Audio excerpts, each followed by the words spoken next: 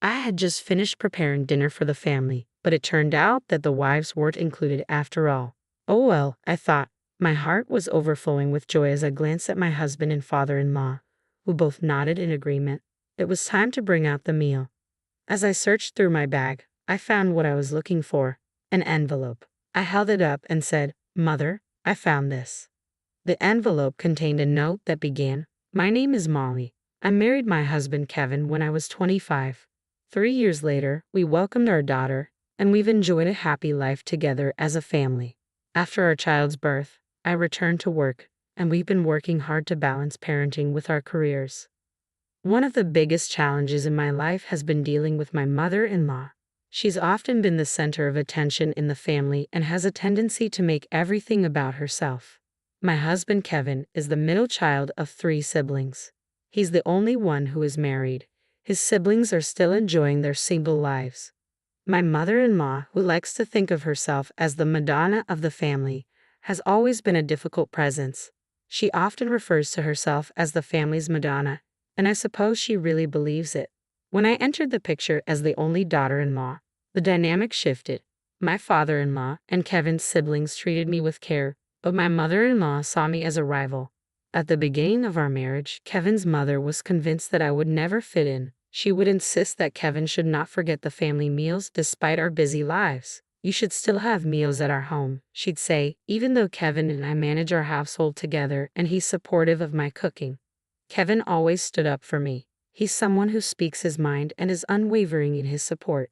While he appreciates my efforts and our shared responsibilities, he sometimes misses the subtle ways his mother tries to undermine our choices, especially when it comes to meals.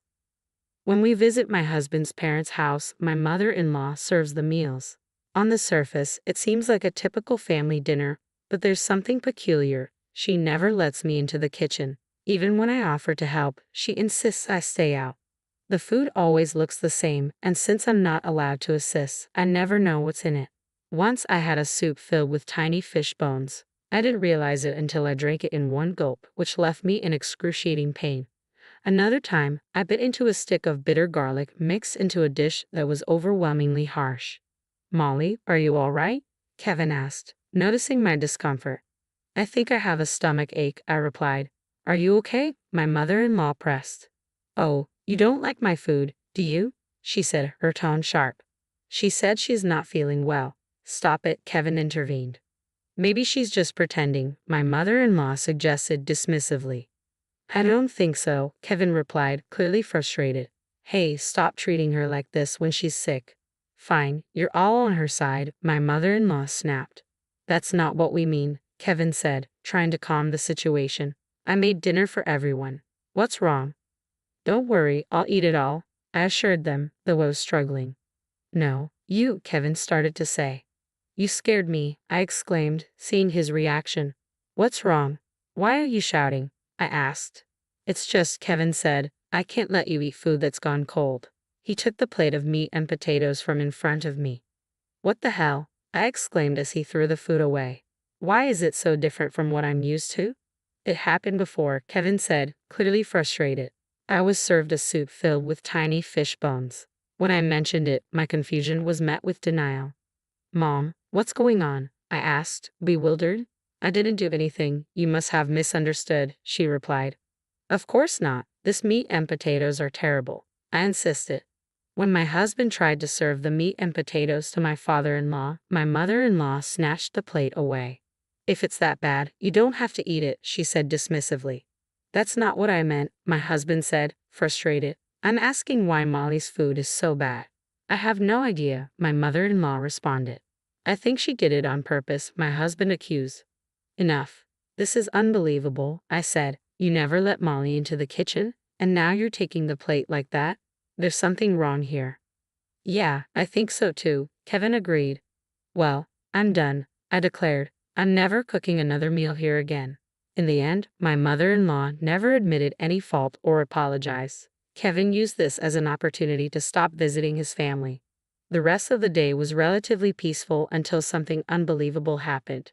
While I was away on a business trip, I returned to my hotel after a meeting and saw my mother-in-law walking hand in hand with a man in his 20s.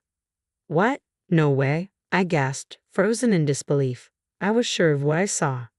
I didn't recognize the man with my mother-in-law, so I decided to follow them. They went into a cafe and sat by the window, not directly across from each other but side by side. I quickly began filming. As I watched, their faces grew closer together. I was horrified and couldn't bear to watch any longer. After about half an hour, they left the cafe and headed to a hotel. The next day, I waited until the kids were in bed and turned to my husband. "Hey, you know what?" I started. "You wouldn't want to see your parents doing something shameful, would you?"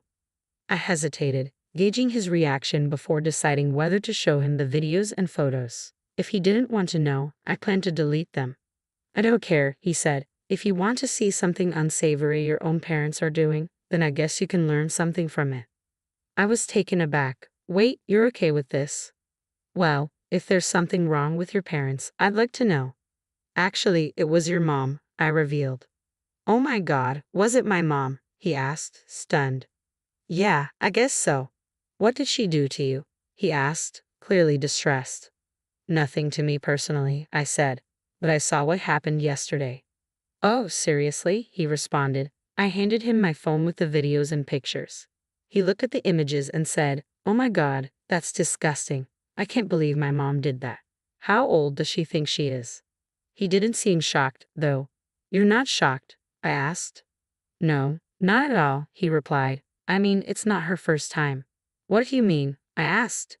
"It happened a long time ago," he explained. "She used to cheat when she was traveling a lot, although she always said it was for work. My brother was still in middle school at the time. Dad forgave her and they tried to rebuild their relationship." "I see," I said. "Well, I guess they won't be rebuilding it again anytime soon." I found an agency to investigate the situation and asked if I could use the money for it. "Of course, it's worth it," my husband assured me. "Thank you. I'll let you know how it goes." After a month of searching and waiting for results, we finally received the report. My husband was stunned when he saw the findings. "Let's take the report to Mom," he suggested. "What? Is that really necessary?" I asked. "Why not just give it to Dad and let him decide?" I proposed. "That won't make us feel any better," he countered. "Molly, Mom did something terrible to you. We need to confront her to get some revenge. It's the only way I'll feel better." "I should do something for my dearest wife, shouldn't I?" Kevin said with determination. "Oh, Kevin," I replied, touched. Truth be told, I wanted to see my mother-in-law lose her composure in front of me. I wanted to get back at her for everything she had done. "Good job, Kevin," I said. "I'll let Dad know about this before we confront her. I don't want to drop the truth on him out of the blue." "Yeah, that's a good idea," Kevin agreed. So we left our son at my parents' house for the weekend and headed to my husband's parents' home. When we arrived, my mother-in-law scolded me as usual, but I didn't care. I knew today was the day it would all come to a head. The confrontation was planned for dinner. However, my mother-in-law launched an unexpected attack right from the start. My husband, father-in-law, and I were all caught off guard. "Let's start the meal," my mother-in-law said with a smile, but her tone was icy.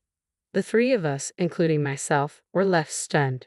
"Since you don't like my food, there's no food for you," she announced, adding that she had prepared the meal only for the family members, excluding the wives. "Okay, fine," I said, my heart racing with a mix of joy and anticipation. I glanced at my husband and father-in-law, and they both nodded in agreement. "That's it. Now it's time to reveal everything," Kevin said. "It's okay. I'll eat," I reassured him. I prepared the meal and then remembered something. "Wait a minute," I said, searching through my bag. "Here it is, Mother. I found this."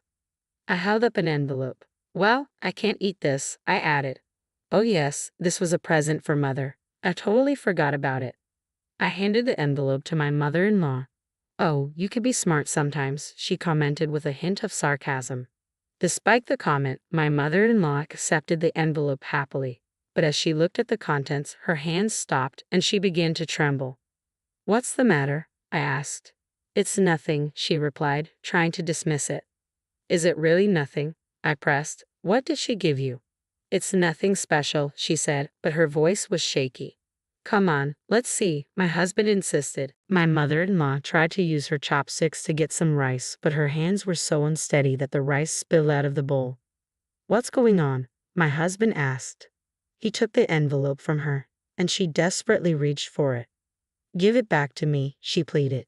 My husband examined the contents. What's this? He asked, looking at the report. It looks like an old woman is paying the young man for a date, he observed. You should check the other side too.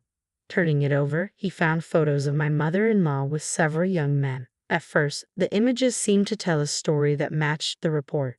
I initially thought my mother-in-law was having an affair with just one young man, but the agency revealed that she had been involved with several young men. You really don't learn, do you? I said in disbelief. I can't believe all my hard work led to this. I'm thinking of divorcing you. Wait a minute, my mother-in-law interjected. This isn't cheating, it's just for fun. You're not going to waste that money on something like this. It's disgusting, I replied. And these guys are even younger than us. Oh my God. By the way, including Dan and Jason, we all know about this now, my husband said firmly. We're cutting you off. I'm cutting you off too, my mother-in-law snapped. Don't worry, I said. All you have to do is accept it. I know you don't have the money to pay me back. In exchange, never show up in front of us again. Wait a minute, she said defensively. It's not just a casual date. I was exploring different worlds. Right, Molly? You go out to eat with another man sometimes. No, not at all, I replied. I would spend money on men who aren't part of my family. It's a waste. I'd rather spend it on Kevin or Little John. Don't do this to me, she pleaded. You're a woman too, aren't you? She asked. Yes, I am, I said. But what's your point? I'm saying it's never enough to just be a wife or a mother, isn't it? She challenged. That's disgusting, I retorted. Then why don't you stay single? You, she shot back. I bet you would cheat too. Don't insult Molly, my husband defended. She's not like you. We all know that. Well, this is a good opportunity for me to tell you something, I said, preparing to address the matter further. I was planning to divorce you after I retired, but this timing works out perfectly, I said. Huh, my husband responded, confused. I forgave you when I discovered your affair years ago. You didn't learn from it and continued the same behavior. I knew all along, on the nights you were out, dinner was frozen food. You didn't think I'd find out, did you? It's all your fault. You weren't there for me, he retorted. That's what you do. You blame everyone else. It's a miracle my son turned out well with a mother like you. We three saw you as a negative example. I think you're the reason Dan and Jason are still single. With a spouse like this, you're seriously screwed. Oh, sorry, I forgot. This person was once that spouse. That's a good start. Now get out of my house. I'm not giving you any of my retirement money. Wait a minute, I'm entitled to half of it, and I'm entitled to alimony. Alimony can only be claimed from 3 years ago. Since you were cheating back then, it's going to be quite a sum. My mother-in-law paused, considering this. She looked dazed and confused. Where is she going? I wondered aloud. She must have gone back to her parents' house, my husband said. After that, my mother-in-law never returned. The divorce was finalized and she was left penniless. She moved back to her parents' house, but now that the money was gone, she found herself cut off from the young men she'd been seeing. Instead of being welcomed back, she was made to work full-time by my husband's grandparents. She now works at a supermarket near her parents' house. My father-in-law, a very generous man, had been foolishly betrayed by her. With her gone, our family is finally in harmony. Dan and Jason, who rarely visited before, now come around often and have even started talking about marriage. I'm genuinely happy for them. Everyone is smiling, and I'm excited to share that I'm pregnant with our second child. I'm committed to putting my family first. It's upsetting to have had such a mother-in-law, but it seems that people who engage in affairs often lose their way. My father-in-law can finally enjoy his later years in peace. Thank you for watching until the end. Please subscribe to our channel if you enjoyed this video. See you in the next one.